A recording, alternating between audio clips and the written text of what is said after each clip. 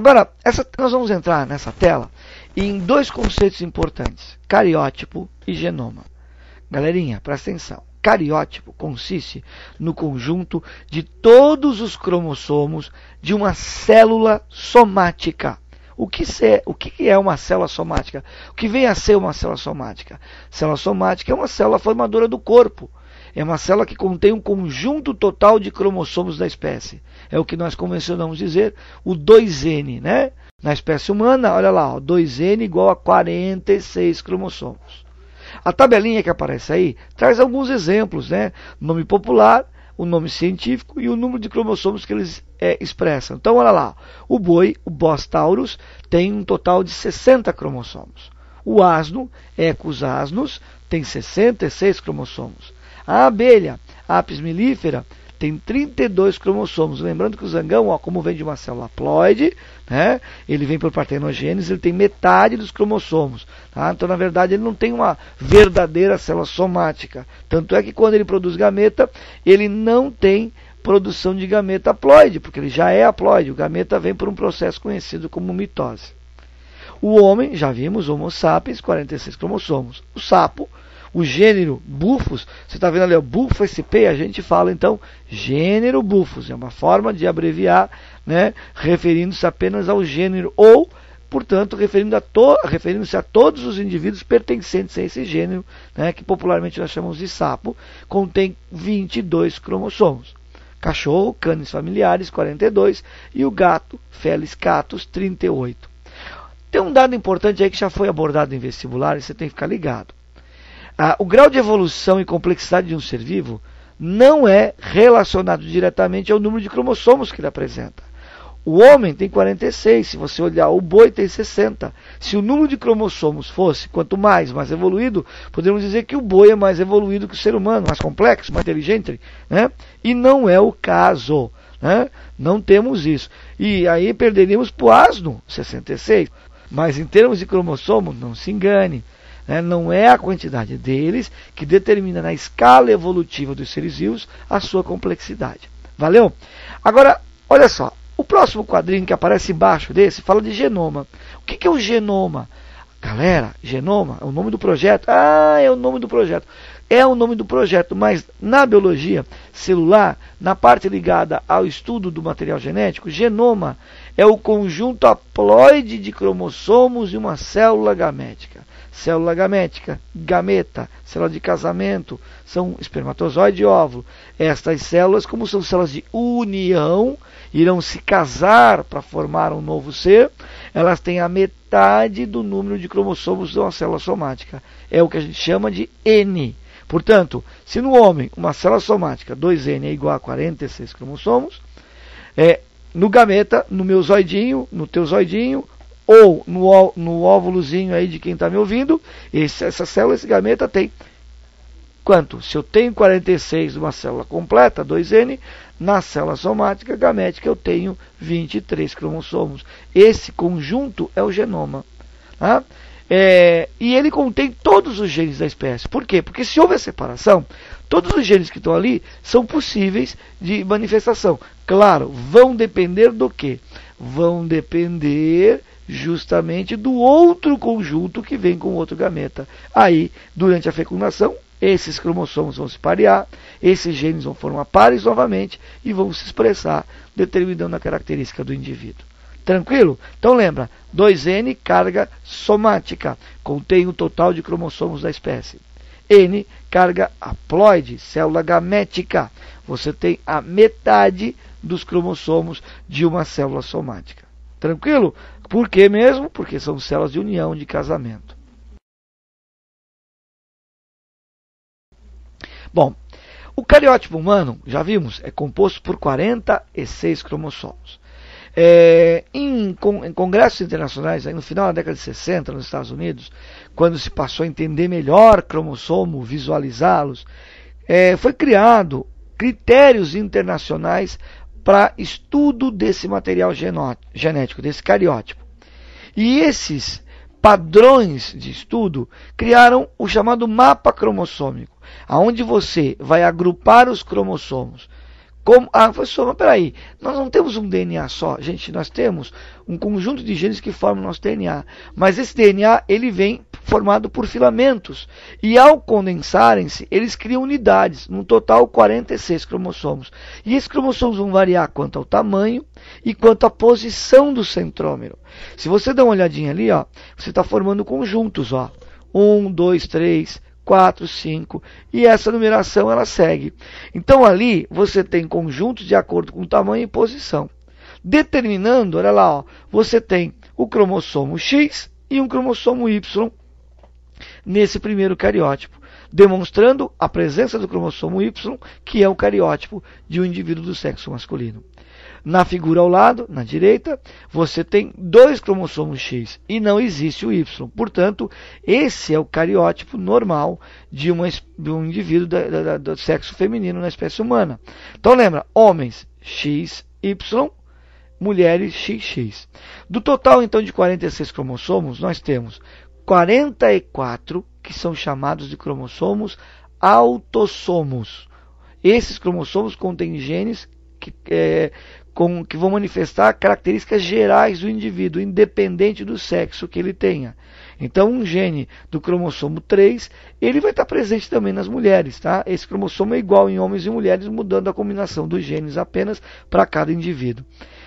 Agora, tem 44, são chamados autossomos. E 2, o par sexual pode ser chamado de cromossomos heterossomos ou heterossômicos, né? Justamente porque no homem eles são diferentes. Um é do tipo X e o outro é do tipo Y. Eles têm diferença na sua estrutura. Tranquilo? Beleza? Então, olha lá. Lembra, quem determina o sexo na espécie humana? O gameta masculino. Porque quando ocorre a produção de um gameta, você vai reduzir o cariótipo para genoma. Então você vai formar células haploides. Você vai separar esses 46 cromossomos, que formam 23 pares, em 23 unidades. Ora, você vai separar então os pares sexuais, o X do Y. Então no homem você vai produzir espermatozoide com X e espermatozoide com Y. Tranquilo? Já nas mulheres não. Todos os gametas femininos vão ter em relação aos cromossomos sexuais o mesmo tipo, porque a mulher tem os dois iguais, XX. Então, pelo gameta feminino não há como você definir exatamente qual o sexo. E sim a fecundação pelo gameta masculino trazendo o X ou o Y. Trouxe X, forma uma célula somática, 46 cromossomos, sendo par sexual XX, mulher. Ou o Y, formando XY, o homem. Ok? Beleza? Vamos lá. Então, isso aí é importante você entender. Aí você está vendo essas definições na tela, bem bonitinho aí, 22 pares de autossômicos, um par sexual, né? XX, XY. Tranquilo até aí? Sem problema? Então, vamos passar adiante. E olha só, galera. O número normal são 46 cromossomos, mas tanto durante a divisão celular para a formação de gametas, quanto as divisões que vão constituir o embrião, né, você pode ter erro nesse padrão de divisão e gerar as chamadas mutações cromossômicas numéricas, quando você tem uma alteração no número de cromossomos da espécie. Na espécie humana existe um grupo dessas alterações que nós chamamos as aneuploidias. Tá? Essas aneuploidias, elas trazem o quê? Uma soma ou redução no número de cromossomos, no conjunto. Mas normalmente assim, ó, soma um cromossomo, você tem um cromossomo a mais, ou um cromossomo a menos, ou 2, 3 no máximo. Você não tem conjuntos, genomas inteiros sendo adicionados. Aí esse é um outro grupo, seriam euploidias, portanto, multiplicação, né, as polissomias, muitos cromossomos, o que viabiliza o desenvolvimento, no caso da espécie humana. Então, dessas mutações numéricas que podem gerar um indivíduo, nós temos, por exemplo, esse padrão que vai aparecer na tua tela, que é a chamada síndrome de Klinefelter ou Klinefelter. A síndrome de Klinefelter, você tem um indivíduo com um cariótipo diferenciado. Ele terá no total 47 cromossomos e não 46. Ele tem um a mais.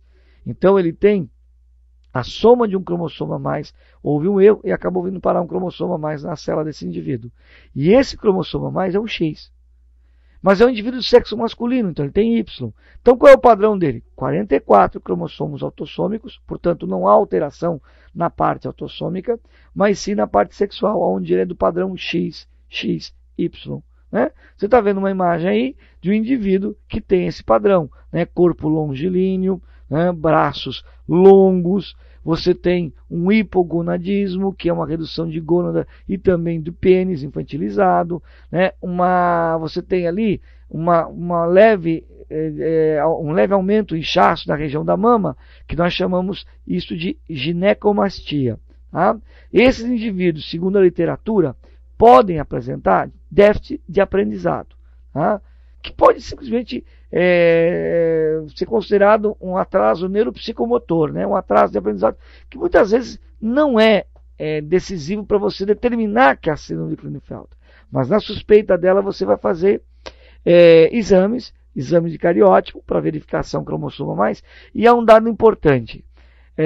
Nas células femininas, como você tem 2X, um desses cromossomos X, mesmo durante a intérfase, ele se mantém condensado. Significa que ele ainda fica num formato de bastãozinho. E isso é chamado de cromatina sexual. Então, células femininas somáticas, consideradas dentro do padrão normal cromossômico, elas apresentam uma cromatina sexual. As células masculinas não, porque elas só têm um X, o outro é o Y. E esse único X masculino descondensa, não formando a cromatina sexual. Aí, fica atento, dá uma olhadinha ali. Se o indivíduo tem 2X e um Y, e é do sexo masculino, beleza, mas esse indivíduo vai ter cromatina sexual, porque como ele tem 2X, um deles vai ficar condensado, ok? Formando a cromatina. Então, teste cromatina sexual positiva, esses dados físicos, visuais e, é claro, o teste cariótipo permitem você afirmar que o indivíduo é portador da síndrome de Klinefelter. Vamos lá. Olha o outro padrão aí, ó. Síndrome de Patot. Essa é considerada uma síndrome não sexual, mas autossômica. Geralmente o indivíduo morre antes de completar um ano de vida, tá? É uma síndrome pesada. Aqui o erro não está em cromossomo sexual, e sim em cromossomo autossômico. O indivíduo tem um cromossomo a mais em um dos pares. Especificamente a síndrome de Patot é no par 13. Se você olhar o quadrinho, olha lá, ó. Lá onde está o 13, você tem 3 cromossomos agrupados. Então você tem uma trissomia autossômica. Esse indivíduo, portanto, também terá padrões e características referentes à síndrome. Aí aparece uma imagenzinha, tá? Muita gente fica, o que você está vendo aí pode ser confundido por muitas pessoas como lábio leporino, mas na verdade não é bem lábio leporino, é o que nós chamamos garganta de lobo, né? Essa estrutura é uma malformação do palato duro do céu da boca. Então você não tem a fenda como no lábio leporino. Você pode não ter a formação do palato, né? E aí a fossa nasal ela se emenda com a região da boca e garganta. Esses indivíduos portadores dessa síndrome podem ter também microglobulia, o glóbulo ocular pouco desenvolvido e a cegueira, pés com eversão, polidactilia, mas complicações muito sérias cardíacas que acabam muitas vezes levando a óbito antes de completar um ano de vida.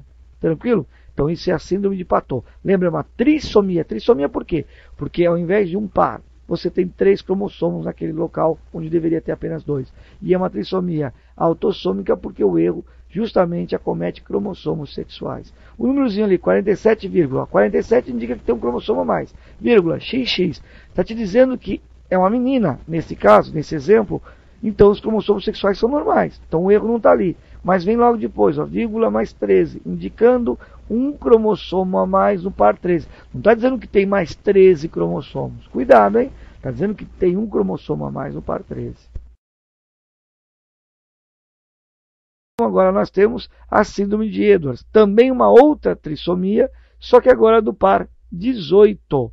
Tá? Então o cromossomo a mais vem no par 18, também uma trissomia autossômica. Aí você tem uma coleção de figurinhas mostrando as várias alterações que surgem em indivíduos portadores desta síndrome. Também, infelizmente, é uma síndrome que leva a óbito precocemente. Ok? Klinefelter não, tá? O indivíduo pode ter uma vida normal e até ser fértil e reproduzir-se. Tranquilo? Agora olha a próxima tela vai me trazer, olha ali, 45,x. Opa, 45, era para ser 46. 45 tem um a menos. Agora ele botou vírgula, x. O que quer dizer esse x? Quer dizer que só tem um cromossomo sexual do padrão X. Galera, essa é a chamada síndrome de Turner. Quem é acometido? Mulheres. Essa é a foto que mostra, essas fotos são de livros de genética médica, então aí você está vendo uma menina que é portadora ou que tem síndrome de Turner, né? Você está vendo ali, olha como o ângulo cubital, né? O ângulo do cotovelo, antebraço com o corpo é bem aberto. Né? Isso é uma característica. Essa gordura localizada na região abdominal, pouco desenvolvimento de mama, pescoço curto, chamado de pescoço alado, tá? São características referentes, baixa estatura, são características referentes ligadas à síndrome de Turner. E o indivíduo, a menina, pode apresentar também atraso neuropsicomotor, mas às vezes menos até do que a síndrome de Klinefelter, podendo ter um desenvolvimento considerado aí dentro dos padrões da sociedade, normais, né? Eu tenho muito cuidado sempre quando falo isso, porque é normal, não é normal. Normal dentro de um padrão que nós consideramos o padrão da espécie, o padrão social da espécie, ok? Tranquilo?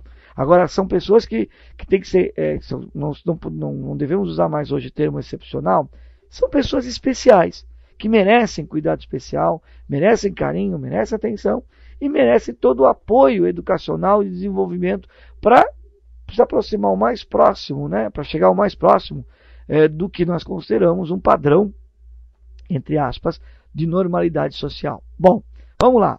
E aqui aparece a mais famosa dessas síndromes.